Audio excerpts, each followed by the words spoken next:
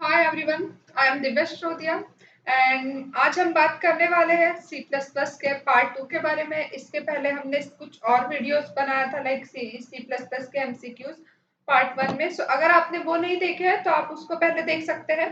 And आज हमने जो एमसीक्यू बेस्ड क्वेश्चंस लाए हैं वो थोड़े कॉन्सेप्चुअल है कि जिससे आपका मतलब सी प्लस प्लस का जो बेसिक है वो थोड़ा स्ट्रांग हो जाएगा। सो हम स्टार्ट करते हैं फर्स्ट वीडियो से क्वेश्चन से। हमारा फर्स्ट क्वेश्चन क्या है, what is C plus plus. तो ये बेसिक क्वेश्चन है, तो आप इसका क्वेश्चन देख सकते हैं एमसीक्यू क्या है। फर्स्ट है, ऑप्शन है a programming language, scripting language, markup language और डेटाबेस मैनेजमेंट लैंग्वेज। तो हमको पता है कि जो सी प्लस प्लस है वो है हमारी प्रोग्रामिंग लैंग्वेज। हमारा इसका जो आंसर सही क्या होगा, वो ए होगा, प्रोग्रामिंग लैंग्वेज। क्योंकि जो हमारा स्क्रिप्टिंग लैंग्वेज है, तो स्क्रिप्टिंग लैंग्वेज तो अलग होती है, जैसे जावा स्क्रिप्ट हो गई स्क्रिप्टिंग लैंग्वेज। मार्कअप लैंग्वेज कौन सी है, HTML हो गई। एंड डेटाबेस लैंग्वेज क्या है, MySQL हो गई। इसलिए हमारा जिसका राइट आंसर क्या है कि सी प्लस प्लस एक प्रोग्रामिंग लैंग्वेज है। तो इसका आंसर हमारा ए वाला सही है। देन हम नेक्स्ट क्वेश्चन पे मूव करते हैं। हमारा नेक्स्ट क्वेश्चन है, what is the main difference between C and C plus plus. C and C plus plus में बेसिक डिफरेंस क्या है। मैं इसके एमसीक्यू देखने से पहले, ऑप्शंस देखने से पहले आपको बताती हूँ कि जो सी है वो है हमारी प्रोसीजरल लैंग्वेज है। एंड जो सी प्लस प्लस है वो हमारी क्या है, ऑब्जेक्ट ओरिएंटेड प्रोग्रामिंग लैंग्वेज है। सी प्लस प्लस मतलब इसमें सी में क्या होता था कि हम कोई भी कोड हम प्रोसीजरल के थ्रू करते थे। बट सी प्लस प्लस में एक ऑब्जेक्ट ओरिएंटेड प्रोग्रामिंग है, तो जिसमें हम वर्क करते हैं क्लास एंड ऑब्जेक्ट के थ्रू। तो हम इसके ऑप्शंस देखते हैं कि फर्स्ट है, C is a procedural language and while C plus plus is an object oriented language. तो ये बिल्कुल सही है ऑप्शन। हम नेक्स्ट क्वेश्चन ऑप्शंस पढ़ते हैं क्या है, C supports inheritance and while C plus does not. तो ये तो बिल्कुल रॉन्ग है, क्योंकि जो इनहेरिटेंस है वो ऑब्जेक्ट ओरिएंटेड प्रोग्रामिंग के फीचर्स है। तो बेसिकली सी तो हमारा ऑब्जेक्ट ओरिएंटेड नहीं है, तो ये तो एकदम गलत है। Then as C++ is a high level language while C is a low level language. ये भी एकदम राइट है, रॉन्ग है। और डी ऑप्शन है, C has a simpler syntax compared to C plus plus. ये भी नहीं है, क्योंकि मतलब सबका अपना एक अलग तरीका होता है, तो हम ये नहीं बोल सकते कि इसी का कॉम सिंपल है और इसका मतलब हार्ड है ऐसे। हमारा इसका जो राइट आंसर होगा वो क्या होगा कि सी एक प्रोसीजरल लैंग्वेज थी एंड जो सी प्लस प्लस है वो एक ऑब्जेक्ट ओरिएंटेड लैंग्वेज है। हमारा इसका राइट आंसर क्या होगा, ए ऑप्शन होगा। फिर हम नेक्स्ट क्वेश्चन पे मूव करते हैं। नेक्स्ट क्वेश्चन है, how do you declare a variable in C plus plus. तो जब आपको कोई भी वेरिएबल डिक्लेयर करना होता है तो आप कैसे वेरिएबल को डिक्लेयर कर सकते हैं। अगर आपने इसके बेसिक कॉन्सेप्ट पढ़ा होगा लाइक वेरिएबल के रूल्स, तो आपको पता होगा कि फर्स्ट ऑप्शन है यूजिंग द var कीवर्ड। ये तो बिल्कुल रॉन्ग है, क्योंकि हमको जब भी कोई वेरिएबल डिक्लेयर करना पड़ता है तो हमको var या सेकंड ऑप्शन जैसे वेरिएबल लिखा है ये भी यूज नहीं करना पड़ता, या तो डिक्लेयर भी यूज नहीं करना पड़ता है हमको। क्या इसका जो सिंटेक्स क्या होता है कि हमको सबसे पहले वेरिएबल डिक्लेयर करना है, तो पता होना चाहिए हमको किस टाइप का वेरिएबल डिक्लेयर करना है। तो अगर वो इंटीजर है, तो जैसे इसमें हमने अभी इंट लिया है, तो हाँ हमारा सी ऑप्शन बिल्कुल करेक्ट है, क्योंकि अगर हमको इंटीजर टाइप का डेटा स्टोर करना है तो हम पहले इंटीजर लिखेंगे डेटा टाइप, फिर उसके बाद वेरिएबल का नेम, फिर उसके बाद उसके इक्वल टू में क्या लिखेंगे, वेरिएबल की वैल्यू लिखते हैं। हमारा इसका जो राइट आंसर हो जाएगा वो क्या होगा, सी होगा। क्योंकि ये इससे तो हम ये वेर और ये वेरिएबल और ये डिक्लेयर ये तो बिल्कुल रॉन्ग है, क्योंकि हम ये सब का यूज नहीं करते हैं। देन हम फोर्थ क्वेश्चन पे मूव होते हैं, which of the following is a control structure in C plus plus. तो कंट्रोल स्ट्रक्चर का बेसिक मतलब होता है कि हमारे कोड का कंट्रोल फ्लो को मैनेज करना। तो फ्लो को मैनेज करना मतलब कि हमारी किस बेस पे हमारा कोड क्या रन होना चाहिए, क्या कंडीशंस हम ऐड कर सकते हैं। तो ये हम क्या इफ एल्स से यूज कर सकते हैं कि इफ एल्स हम यूज करते हैं कंट्रोल स्ट्रक्चर के लिए, कंडीशन ऐड करने के लिए। अगर हमारा कोई पर्टिकुलर हम कंडीशन देते हैं, अगर वो कंडीशन ट्रू सही हो गई तो हमारा इफ वाला कोड एक ब्लॉक एग्जीक्यूट होता है, अगर कंडीशन फॉल्स हो गई तो हमारा एल्स वाला ब्लॉक एग्जीक्यूट होता है। तो हमारा इसका जो राइट आंसर होगा वो होगा ए ऑप्शन, क्योंकि क्लास तो हमारा अलग इसका फंक्शनलिटी है, फंक्शन की भी फंक्शनलिटी अलग है एंड वेरिएबल्स भी एक अलग चीज। तो हमारा जो कंट्रोल स्ट्रक्चर हम मेंटेन करते हैं वो इफ एल्स के थ्रू करते हैं। तो हमारा इसका राइट आंसर है A, if else. Then next question है, what is the purpose of loops in C plus plus. हमारा जो सी प्लस प्लस में लूप्स को यूज करने का बेसिक पर्पस क्या है। तो हम ऑप्शन पढ़ते हैं to perform input output operation, second है टू डिक्लेयर वेरिएबल, थर्ड है to conditional execute code repeatedly, and D है to define a class and object. तो इसका जो बेसिक आंसर हमारा होगा वो क्या होगा कि हमारा पर्पस ऑफ लूप्स का क्या, तो पर्पस हमारा लूप्स का कोई भी पर्टिकुलर एक कोड को रिपीटेड करना, मतलब रिपीट करना। जैसे आपको कुछ टेबल लिखना है या कुछ 1 to लिखना है 1 से 100 तक, तो आपको क्या करना पड़ेगा, बार बार सेम चीज रिपीट करना है। तो ये चीजों के लिए हम क्या करते हैं, लूप्स का यूज करते हैं कि हम एक ही कोड लिखेंगे बट वो जितने बार आपको चलाना है उतने बार आप चला सकते हैं।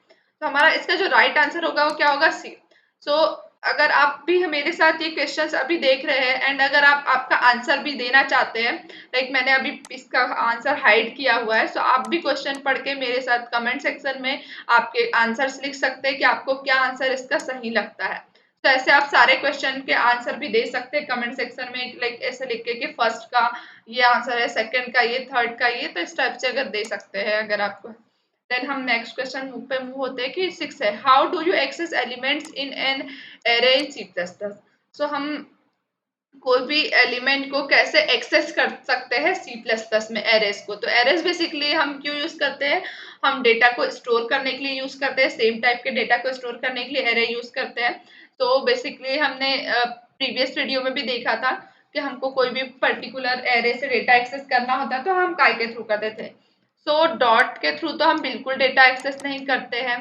देन हम ये एरो ऑपरेटर के थ्रू भी डेटा एक्सेस नहीं करते हैं, एंड हम परसेंट के साथ भी डेटा एक्सेस नहीं करते। तो हम काय के थ्रू डेटा एक्सेस करते हैं, हम स्क्वायर ब्रैकेट के थ्रू एरे का डेटा क्या कर सकते हैं, एक्सेस करते हैं। हम क्या लिखेंगे, एरे का नाम लिखते हैं और ब्रैकेट स्क्वायर ब्रैकेट लिखते हैं और उसके अंदर आपको जो भी इंडेक्स की वैल्यू चाहिए, मतलब जो भी इंडेक्स पे जो पर्टिकुलर वैल्यू है वो चाहिए तो आप उसका यूज करते हैं। तो इसका हमारा जो राइट आंसर होगा वो क्या होगा, सी होगा, using the square bracket operator. Then हम नेक्स्ट क्वेश्चन पे मूव होते हैं। ये भी अगेन हमारा एक बेसिक क्वेश्चन है कि what are the functions in C plus plus. तो हमारा जो कॉन्सेप्चुअल फंक्शंस होते हैं तो वो हम क्यों यूज करते हैं। तो हम पढ़ते हैं, हम डी फर्स्ट ऑप्शन पढ़ते हैं, block of code that perform a specific task. Then next है, बी है variable that hold data. Then C है objects that encapsulate data and behaviour, and D है container that store multiple values. So आपको क्या लगता है, आप comment section में लिख सकते हैं। सो इसका जो हम मुझे लगता है, मतलब इसका जो सही आंसर होगा वो क्या होगा कि हम फंक्शंस का यूज करते हैं कोई भी ब्लॉक ऑफ कोड को कोई स्पेसिफिक ऑपरेशन को परफॉर्म करने के लिए। तो इसका जो राइट आंसर होगा वो क्या होगा, ए नंबर का होगा, क्योंकि फंक्शंस का ये भी कोई फंक्शनलिटी नहीं है एंड ये भी फंक्शनलिटी नहीं है। हमारे जो मेन हम फंक्शन का यूज इसलिए करते हैं कि हम जो पर्टिकुलर ब्लॉक ऑफ कोड को पे कुछ ऑपरेशंस परफॉर्म कर सके, स्पेसिफिक टास्क। तो इसका आंसर हमारा ए राइट है। देन हम नेक्स्ट क्वेश्चन पे मूव होते हैं। नेक्स्ट है हमारा, what is the difference between a class and an object in C plus plus. So हम सी प्लस प्लस में मोस्टली क्या करते हैं, क्योंकि एक ऑब्जेक्ट ओरिएंटेड प्रोग्रामिंग लैंग्वेज है, तो इसमें हम क्या करते हैं, सी क्लास एंड ऑब्जेक्ट पे वर्क करते हैं। तो हमारा जो क्लास होता है वो जो हम पहले ऑप्शन देखते हैं क्या है। तो फर्स्ट है, अ class is a blueprint for creating object while an object is instance of class. Then B, a class and object are the same thing. And C, a class is a data type while an object is a variable. Then a class is a function while an object is a data structure. तो हमारा इसका right answer क्या होगा कि ए होगा। आपने भी पढ़ा होगा बहुत जगह कि जो हमारा क्लास होता है एक ब्लूप्रिंट होता है ऑब्जेक्ट क्रिएट करने के लिए, और ऑब्जेक्ट क्या होता है, एक इंस्टांस होता है क्लास का। तो जो ऑब्जेक्ट होता है वो रियल वर्ल्ड एंटिटी होता है और जो सी क्लास है वो एक ब्लूप्रिंट होती है। तो हमारा इसका जो आंसर सही होगा वो कौन सा होगा, ए नंबर का। देन हम नेक्स्ट क्वेश्चन पे मूव करते हैं। तो जो हमारा नेक्स्ट क्वेश्चन है वो एक कोड स्नैपेट है, मतलब कोड बेस्ड क्वेश्चन है। तो हमको इसका आउटपुट जो है वो करना है कि क्या आउटपुट आ सकता है। तो इसमें हमने क्या किया है, बेसिक हेडर फाइल यूज की है। देन हमको कुछ फाइल लाइब्रेरी वगैरह यूज करना पड़ता है तो वो यूज किया। उसके बाद हमारा क्या हो गया, मेन फंक्शन स्टार्ट हुआ। तो हमने क्या किया, यहाँ पे x में 5 वैल्यू डाल दी और उसके बाद सी आउट हम क्यों यूज करते हैं, कोई भी वैल्यू का आउटपुट या तो कोई भी स्क्रीन पे क्या करते हैं, आउटपुट को प्रिंट करने के लिए सी आउट यूज करते हैं। और सीन का यूज के लिए करते हैं कोई भी डेटा को रीड करने के लिए। सो आउटपुट हमने यहाँ पे क्या लिख दिया है, प्लस प्लस एक्स। तो ये क्या होता है कि प्लस प्लस ऑपरेटर होता है। सो ये क्या करेगा कि x में सपोज 5 वैल्यू है, तो यहाँ पे क्या करेगा कि ये प्रिंट करने से पहले, क्योंकि हमारे जो प्लस प्लस है वो ऑपरेटर x के पहले लगे हैं, दैट मीन्स क्या है कि ये पहले एक्स को इंक्रीज करेगा एक, उसके बाद क्या करेगा प्रिंट। अगर ये प्लस प्लस ऑपरेटर एक्स के बाद लगते हैं तो क्या करता है सी आउट, पहले एक्स को प्रिंट करता है उसके बाद ऑपरेटर पे मतलब ऑपरेटर पे परफॉर्म करता है, क्योंकि हम जो कभी भी किधर से वैल्यू मतलब स्टार्ट करेंगे तो हम इस साइड से वैल्यू को रीड करना स्टार्ट करते हैं। तो सी आउट ने क्या किया कि पहले इसको प्लस प्लस किया एक्स को और उसके बाद क्या किया एक्स की वैल्यू प्रिंट की। सो हमने देखा कि यहाँ हमारा x 5 है, तो यहाँ अगर जाएगा तो ये क्या हो जाएगा 5 से प्लस प्लस मतलब होता है एक वो इंक्रीज करता है, तो 5 से हमारी 6 हो जाएगी और उसके बाद क्या होगी वैल्यू प्रिंट होती है। तो इसका आंसर हमारा क्या आ जाएगा, हमारा सी आंसर सही है। अगर हमारा ये प्लस प्लस एक्स के बाद होता तो हमारा इसका आंसर क्या सही होता, 5 सही होता। बट अभी हमारा एक जो प्लस प्लस है वो पहले है, तो पहले ये प्लस कर देगा उसके बाद उसको प्रिंट करेगा, तो ये हम इसका आंसर हमारा सी हो जाएगा राइट आंसर। से हमने बताया है कि x plus plus is the pre increment है, मतलब पहले इसको इंक्रीमेंट करेगा फिर वो आउटपुट प्रिंट करेगा। और इसलिए क्या करता है एक ऐसे वैल्यू इंक्रीमेंट करता है, लाइक 5 वैल्यू थी तो उसको 6 कर देगा। फिर हम नेक्स्ट क्वेश्चन पे मूव होते हैं, what is the correct way to access the third element of an array named numbers. तो इसमें हमको क्या करना है कि कोई भी एक एरे का थर्ड एलिमेंट को के एलिमेंट की वैल्यू को हमको रिट्रीव करना है, एक्सेस करना है। तो मैंने अभी कुछ टाइम पहले आपको बताया था कि एरे की जो वैल्यू अगर हमको कोई एरे से वैल्यू फेच करना पड़ता है, एक्सेस करना होता है, तो उसके लिए हम स्क्वायर ब्रैकेट का यूज करते हैं। तो हमने देखा कि इसमें भी स्क्वायर ब्रैकेट नहीं है, तो ये तो पहले ही हमारा टर्मिनेट हो गया। देन सी में भी नहीं है, तो ये भी हमारा ऑप्शन लाइक हम पहले टर्मिनेट कर देंगे। अब हमारे दो ऑप्शंस बचे कि हम क्या नंबर 2 डालेंगे इंडेक्स और नंबर 3 डालेंगे। यहाँ पे हमको थर्ड एलिमेंट चाहिए। बट आपको पता होगा कि जब भी एरे का जो हमारा इंडेक्सिंग स्टार्ट, क्योंकि यहाँ पे हम जो भी लिखते हैं ये इंडेक्स है, ये वैल्यू नहीं है, ये इंडेक्स है। तो हमको थर्ड मतलब थर्ड पे जो एलिमेंट है उसको एक्सेस करना है, तो उसके लिए हमारे को क्या करेंगे, पहले जो फर्स्ट एलिमेंट होगा वो कितने इंडेक्स पे होगा, 0 पे होगा। जो सेकंड होगा वो 1 पे होगा। एंड जो फर्स्ट है तो वो 0 पे इंडेक्स पे होगा, सेकंड है तो वो 1 पे होगा, और सेकंड एलिमेंट होगा वो हमारा कितने पे हो जाएगा, हमारा 2 पे हो गया। और जो हमारा थर्ड फर्स्ट पे आएगा, और जो थर्ड एलिमेंट है वो हमारे कितने नंबर के इंडेक्स पे आएंगे, सेकंड पे। क्योंकि हमारा जो असेंडिंग मतलब इंडेक्सिंग होता है एक माइनस में चलता है, क्योंकि हम 0 से वैल्यू स्टार्ट कर देते हैं, इसलिए हमारा जो थर्ड एलिमेंट आएगा वो हमारे सेकंड इंडेक्स पे मिलेगा। इसलिए इसका जो राइट आंसर होगा वो क्या होगा, ए नंबर का आंसर। हमने यहाँ लिखा है कि to access the third element you need to use the index to number 2 because indices start from 0। Then हम 11th नंबर के क्वेश्चन पे मूव करते हैं। तो हमारा क्वेश्चन है what does the cin object in C plus plus do. तो हमारे सी प्लस प्लस में जो सीन ऑब्जेक्ट है वो क्या करता है, तो फर्स्ट है output data to console, read input from console, perform mathematical operation, print error message. So ये बिल्कुल रॉन्ग है। हमारा जो राइट आंसर होगा वो क्या होगा कि बी है, कि जो सीन का यूज हम क्या करते हैं, कोई भी वैल्यू या इनपुट को रीड करने के लिए करते हैं कंसोल पे, एंड सी आउट का यूज हम राइट करने के लिए मतलब प्रिंट करने के लिए करते हैं कंसोल पे। तो इसका जो राइट आंसर है वो बी होगा। द नेक्स्ट क्वेश्चन पे मूव होते हैं, what is the output of the following code snippet. तो ये कोड, ये जो हमने कोड लिखा है इसका हमको आउटपुट बताना है। तो अगेन यहाँ पे हमने क्या किया है, वही हमने हेडर फाइल वगैरह यूज किया, उसके बाद हमने x में 10 डाल दिया, ये y है एक इंटीजर टाइप का उसमें 5 डाल दिया। अब हमने यहाँ क्या किया है, प्रिंट किया है, बट हमने यहाँ पे एक ऑपरेटर यूज किया है। क्या है, यहाँ पे हमने क्वेश्चन मार्क किया है, फिर यहाँ पे हमने कॉलन यूज किया है। सो ये जो ऑपरेटर, इसको हम कौन सा ऑपरेटर बोलते हैं, तो ये हमारा हो जाता है, इसको जो हमारा राइट आंसर, ये हमारा ऑपरेटर क्या होता है, टर्नरी ऑपरेटर। मैंने यहाँ भी मेंशन किया एक्सप्लेनेशन में, ये जो हमारा टर्नरी ऑपरेटर है।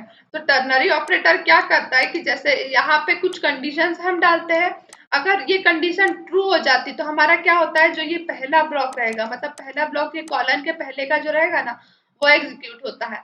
और अगर ये कंडीशन फॉल्स हो जाती है तो हमारा क्या होता है, कॉलन के बाद की वैल्यू प्रिंट होती है या एग्जीक्यूट होता है कोड। तो ये कॉलन, ये हम टर्नरी ऑपरेटर का यूज करते हैं कि हम एक ही लाइन में कंडीशन बेस्ड आउटपुट प्रिडिक्ट कर सकते हैं। तो हमको क्या करना है, हमारा x की वैल्यू कितनी है, 10 है, और y की वैल्यू 5 है, तो x ग्रेटर देन y है, यस 10 ग्रेटर देन है 5 से, तो ये हमारा क्या कर देगा, ट्रू वैल्यू रिटर्न करेगा। तो हमारा ट्रू अगर ये रिटर्न कर रहा है, दैट मीन्स हमारा जो फर्स्ट ब्लॉक है, मतलब ये जो कॉलन के पहले का डेटा है लेफ्ट साइड का, वो आउट मतलब वो एग्जीक्यूट होगा। तो हमारा क्या प्रिंट हो जाएगा, यहाँ पे एस आउट क्या हो जाएगा, एक्स इज ग्रेटर। तो हमारा जो आंसर क्या होगा वो क्या होगा, x is greater, A option होगा। बट अगर क्या होता है कि सपोज ये हमारा जैसे ये x की वैल्यू 5 होती है और y की 10 होती है, तो हमारी ये कंडीशन फॉल्स हो जाती, देन हमारा आंसर कौन सा होता है, y इज ग्रेटर देन, क्योंकि जब भी फॉल्स आता है तो हमारा कॉलन के बाद की वैल्यू आउटपुट में या परफॉर्म होती है, कोड एग्जीक्यूट होता है। देन हम नेक्स्ट क्वेश्चन पे मूव करते हैं। आप एक्सप्लेनेशन वगैरह भी पढ़ सकते हो यहाँ से, और हम आपको इसका पीडीएफ भी देके देंगे, तो आप वो भी बाद में पढ़ सकते हो। तो अभी हम थर्ड क्वेश्चन देखते 13 क्वेश्चन देखते हैं कि which header file should be include to work with file input output operation in C plus plus. तो हम कौन सा जो है उसका यूज करते हैं, हम हेडर फाइल का इनपुट हमारी फाइल्स के ऑपरेशंस परफॉर्म करने के लिए। तो हमने कल बताया था कि जो आईओ स्ट्रीम होता है वो हम इनपुट आउटपुट को परफॉर्म करने के लिए करते हैं, एंड जो हमारा एफ स्ट्रीम है इसका यूज हम करते हैं कोई भी फाइल पे ऑपरेशंस परफॉर्म करने के लिए। हमारा जो राइट आंसर होगा वो क्या होगा, एफ स्ट्रीम होगा। देन हमारा 14 नंबर का क्वेश्चन है, what is the output of the code. तो इसमें हमने क्या किया है कि एक्स में दे दी है 5 वैल्यू और वाई में दे दी है 2 वैल्यू, एंड हमने को जो आउटपुट प्रिंट करवाना है या तो कंसोल पे, तो वो क्या है, हमको एक्स का ये जो ऑपरेटर है इसको हम कौन सा ऑपरेटर बोलते हैं, हम इसको बोलते हैं हमारा ये रिमाइंडर निकालता है तो हम इसको मॉड्यूलस ऑपरेटर बोलते हैं। तो ये क्या करेगा, इसका निकालेगा कि हमारा कितना इसका वो होगा। तो हम इसको पहले क्या करते हैं कि हम इसको डिवाइड करेंगे। सो हमारा 5 है, 5 को 2 से डिवाइड करेंगे तो हमारा रिमाइंडर कितना आता है, सो हमारा रिमाइंडर कितना आएगा, हमारा 2 पॉइंट समथिंग कुछ आएगा। तो हमारा इसका जो राइट आंसर हो जाएगा वो क्या होगा, 1 होगा। देन हम क्या करेंगे कि इसका मतलब अगर आप जब भी इसको आपने एक बार 2 को 5 से डिवाइड किया तो 2 हो गया, 2 2 जा 4 हो जाएगा, तो हमारा बचेगा कितना, 1। तो जो रिमाइंडर बचता है वो या जो ऑपरेटर है वो हमको रिमाइंडर रिटर्न करता है। सो हमारा इसका जो आंसर हो जाएगा वो आंसर हो जाएगा 1। देन हम नेक्स्ट क्वेश्चन पे क्या करेंगे, मूव करेंगे। सो यहाँ मैंने एक्सप्लेनेशन भी दिया है कि ये जो है मॉड्यूलस ऑपरेटर है, तो ये हमेशा हमको रिटर्न करता है, रिमाइंडर करता है कोई भी वैल्यू को डिवीजन करके। तो हम इसने क्या किया, 5 को डिवाइड किया है 2 से, तो हमको रिमाइंडर 1 भी है, सो इसका आउटपुट 1 हो गया। देन हम नेक्स्ट क्वेश्चन पे मूव करते हैं। तो वो नेक्स्ट क्वेश्चन है, what is the correct way to initialise an array in C plus plus. तो हम सी प्लस प्लस में कैसे एरे को इनिशियलाइज कर सकते हैं। इनिशियलाइज मतलब कि डिक्लेयर करके, इनिशियलाइज करना मतलब कि उसको वैल्यू असाइन करना। तो हम क्या कर सकते हैं कि हमारा ये फर्स्ट ऑप्शन है कि हम इंटीजर लिखे और हमारा जो एरे का नाम है वो लिखे, इसका साइज दे और फिर यहाँ पे वैल्यू डाले। देन हम यहाँ पे क्या लिखा है, इनने डायरेक्ट हाँ वेरिएबल एरे का नाम लिख दिया और वैल्यू लिख दिया। तो ये तो सबसे पहले टर्मिनेट हो जाएगा, क्योंकि हमको कभी भी कोई भी इनिशियलाइज करना होता है तो हमको उसका डेटा टाइप बताना होता है। सो इसमें हमने क्या लिखा है कि यहाँ पे भी मतलब ये भी आप ऑप्शन देख सकते हो कि इसमें हमने कोई भी साइज डिक्लेयर नहीं किया है। बट हमको सी प्लस प्लस में कोई भी एरे अगर आप यूज करें तो उसका पहले आपको साइज बताना पड़ता है। सो ये भी हमारा रॉन्ग है, क्योंकि इसमें हमने ये सब कुछ तो सही है बट ये डिक्लेरेशन है, ये इनिशियलाइजेशन नहीं है। क्योंकि जब भी हम इनिशियलाइजेशन करते हैं तो हम वैल्यू भी पुट करते हैं, लाइक हम उसमें वैल्यू भी डाल रहे हैं। तो हमारा जो राइट आंसर होगा वो कौन सा होगा, हमारा ए होगा, क्योंकि इसमें हमने क्या किया, डेटा टाइप दिया, फिर हमारे इसका नाम दिया है एरे का, फिर उसके बाद उसका साइज बताया और फिर उसमें वैल्यू डाली। क्योंकि हमने 5 वैल्यू डाली इसलिए हमने यहाँ 5 लिखा। तो हमारे इसका जो राइट आंसर हो जाएगा वो ए ऑप्शन हो जाएगा। देन हम नेक्स्ट क्वेश्चन पे मूव करते हैं, what is the purpose of the break statement in a switch statement. तो हमारा जो स्विच स्टेटमेंट होता है वो भी क्या है, जस्ट लाइक एक कंडीशन बेस्ड ही स्विच स्टेटमेंट होता है। जैसे हम इफ एल्स का यूज करते हैं वैसे ही हम क्या करते हैं, स्विच का यूज करते हैं। स्विच में क्या होता है, हमारी कुछ कंडीशंस होती है, तो हम एक एक कंडीशन पे चेक करते हैं, अगर पर्टिकुलर कंडीशन एग्जीक्यूट हो जाती है तो वहीं पे हम क्या कर देते हैं, कोड को ब्रेक कर देते हैं। दैट मीन्स हम ब्रेक का यूज क्यों ये करते हैं, तो हम देखते हैं terminate the loop, skip to the next case, skip to the current iteration, terminate the switch statement। तो हम इसका यूज क्या क्यों के लिए करते हैं कि टर्मिनेट करता है ये स्विच स्टेटमेंट को। तो हमारा इसका जो राइट आंसर होगा वो डी होगा, क्योंकि हम इसका लूप में मतलब यहाँ पे हमको स्विच स्टेटमेंट में बताना है, इसलिए हम टर्मिनेट द लूप नहीं बोल सकते। तो हमारा इसका जो राइट आंसर होगा टर्मिनेट द स्विच स्टेटमेंट करता है। देन हम नेक्स्ट क्वेश्चन पे मूव करते हैं। तो ये हमारा क्वेश्चन है कि विच of the following is an example of infinite loop. तो हमको जब लूप्स यूज करते हैं तो कभी कभी क्या होता है, हमारा कोड इनफाइनाइट लूप चल जाता है, मतलब कि वो कभी जो लूप है वो कभी एग्जीक्यूट हो गया, मतलब बाहर ही नहीं आएगा, वो लूप में ही रन होते रहेगा, तो उसको हम क्या बोलते हैं, इनफाइनाइट लूप बोलते हैं। तो हमारा जो इसका राइट आंसर है वो होगा बी। तो हमारा 20 का राइट आंसर क्यों होगा, क्योंकि हमने यहाँ क्या कंडीशन लिखी है, x ग्रेटर देन 0। तो अगर हम कोई भी कोड में यहाँ पे हमने लिखा है जैसे फर्स्ट में कि आई इक्वल टू 0 हो गया, आई ग्रेटर देन 5 हो गया और आई प्लस प्लस हो गया, तो क्या होगा कि ये भी हमारी कोड कभी ना कभी क्या हो जाएगी कि जब तक कि आई तक 5 तक चलेगा और उसके बाद क्या हो जाएगा, ब्रेक हो जाएगा। देन इसमें हमने क्या लिखा है कि वाइल ये तब तक चलेगा जब तक x ग्रेटर देन 0 है। तो अगर हम कोई भी पॉजिटिव वैल्यू देंगे इसमें, तो ये क्या होगा कि हमेशा x तो 0 से ग्रेटर देन ही रहेगा। Then next question, next option है हमारा डू, और ये कोड और ये वाइल, तो ये तो नहीं होने वाला हमारा इफ कंडीशन, और ये तो ये भी नहीं हमारा, इसका जो राइट आंसर होगा वो बी होगा, क्योंकि इसमें हमने क्या किया कि x ग्रेटर देन 0 लिखा है, तो ग्रेट x की वैल्यू जब भी पॉजिटिव रहेगी तो इसका मतलब वो इनफाइनाइट लूप में चल जाएगा, मतलब हमेशा वो चेक करते ही रहेगा क्योंकि 0 से वैल्यू बड़ी ही होगी। तो इसका राइट आंसर ये हमने यहाँ लिखा है कि an infinite loop that execute identity indefinitely. In option B, the condition x greater than so does not change within the loop causing it to run infinitely. Then हम next question पे move होते हैं। हमारा next question, what is the scope of the global variable? तो हमारा जो global variable होता है, आपने सुना होगा जब भी प्रोग्रामिंग की होगी, तो हमारे दो टाइप से हम वेरिएबल डिक्लेयर करते हैं, एक ग्लोबल है एक लोकल। तो ग्लोबल होता है कि हम जो पूरे कोड के पहले मतलब लाइक आपने एक क्लास बनाई और उसमें आपने जो आपके वेरिएबल्स है उसको डिक्लेयर कर दिया, उसके बाद आपने बहुत सारे फंक्शंस बनाए और वो फंक्शंस में वो वेरिएबल को यूज किया, तो हम उसको क्या बोलते हैं, ग्लोबल। एंड लोकल वेरिएबल क्या होता है कि आपने कोई क्लास बनाई, उसके अंदर फंक्शन बनाया और फंक्शन के अंदर आपने वेरिएबल बनाया, तो क्या होगा कि वो सिर्फ जिस फंक्शन में आपने वेरिएबल बनाया है आप उसी में उसको यूज कर सकते हैं, बट ग्लोबल वेरिएबल को कोई भी फंक्शन यूज कर सकता है क्लास के अंदर। तो हमारा इसका जो हम देखते हैं कि क्या क्या दिया है, तो local to the function it is declare, तो लोकल तो नहीं होता है क्योंकि ऑलरेडी ग्लोबल है, तो लोकल तो आने वाला नहीं है, तो फर्स्ट ऑप्शन तो रॉन्ग है। Local to the block it is declared in, and limited to the file it is declared, limited to the class it is declared. So हमारा जो भी ब्लॉक के अंदर ये होगा ना कि जो व्हाट इज द स्कोप, तो इसमें हम क्या होगा कि जो एक हमारा ये भी ऑप्शन गलत है, ये भी गलत है, हमारा इसका राइट आंसर क्या है कि limited to the file it is declare. ये जो भी फाइल में डिक्लेयर होगा, जैसे मैंने आपको बताया भी कि कोई क्लास है तो कोई फाइल में डिक्लेयर होगा, तो वो उसके अंदर आप कभी भी कहीं भी उसको यूज कर सकते हैं, तो उसका स्कोप वहां तक होता है। बट लोकल वेरिएबल का एक फंक्शन के अंदर होगा या तो ब्लॉक के अंदर जहां आप इसको डिक्लेयर करते हैं। देन हमारा लास्ट क्वेश्चन 19 नंबर का क्वेश्चन है, what is the output of the following code. तो इस ये कोड का हमको आउटपुट बताना है, तो हमने इसमें क्या किया है, एक फंक्शन की एक प्रॉपर्टी यूज किया है कि फंक्शंस कैसे वर्क करता है। तो इसमें हम सबसे पहले क्या किया है कि एक हमने फंक्शन बनाया है, तो फंक्शन हम अपना कोई भी रिटर्न टाइप और फंक्शन का नेम और कुछ आर्गुमेंट पास करना है तो वो यहाँ डाल देते हैं, और यहाँ पे हमने सी आउट करवा दिया, और ये क्या हो गया, हमारा फंक्शन यहाँ से स्टार्ट होकर यहाँ एंड हो गया। देन हमने क्या किया, एक मेन क्लास का एक फंक्शन बनाया है, तो हमने एक मेन फंक्शन बनाया, उसमें हमने क्या लिखा, इंटीजर x इक्वल टू 5 लिखा, और ये क्या किया हमने यहाँ पे फंक्शन को कॉल किया। जब भी हम फंक्शन बनाते हैं तो हमको फंक्शन को कॉल करना होता है, तो हमने फंक्शन को कॉल किया और एक क्या किया यहाँ पे, क्योंकि हमने यहाँ पे एक आर्ग्यूमेंट पास किया तो हमको भी यहाँ पे पास करना पड़ेगा, तो हमने क्या कर दिया, अब x को पास कर दिया, तो x में क्या है 5, तो x ये प्रिंट नंबर कहाँ जाएगा, इसके पास फ्लो जाएगा, और यहाँ पे नम में क्या चला जाएगा, हमारा x की वैल्यू चल जाएगी 5, तो हम यहाँ प्रिंट क्या हो जाएगा, नम क्या है, नम में x की वैल्यू आ गई और x की वैल्यू कितनी है 5, तो इसका जो आंसर हो जाएगा वो क्या हो जाएगा 5 हो जाएगा, ये हमारा राइट आंसर है।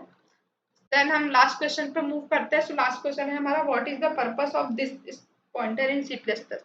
तो हम दिस पॉइंटर यूज करते हैं सी प्लस प्लस में, तो इसका जो पर्पस है तो क्या है, refer to the previous object in a link list, refer to the current object within a class member function, refer to the next object in a link list, refer to the base object in और derived class. तो इसका जो right answer होगा वो क्या होगा, refer to the current object within a class member function. तो इसका मैंने यहाँ पे एक्सप्लेनेशन दिया है कि जो दिस पॉइंटर है सी प्लस प्लस में, वो है एक इम्प्लिसिट पॉइंटर है जो रिफर करता है current object within a class member function, it can be used to access member of the current object. तो जहां भी हम करेंट ऑब्जेक्ट बनाते हैं तो वहां पे हम क्या करते हैं, दिस पॉइंटर का यूज करते हैं कोई भी वो उसके मेंबर फंक्शंस को या मेंबर्स को या डेटा मेंबर को एक्सेस करने के लिए। तो हमारा इसका जो राइट आंसर होगा वो क्या होगा कि refer to the current object within the class member function, इसमें हम दिस का यूज करते हैं। तो हमने आज 20 क्वेश्चंस कवर किए। अगर आपको कुछ क्वेरी हो या कुछ डाउट हो तो आप कमेंट सेक्शन में ऐड कर सकते हैं। So thanks for watching this video.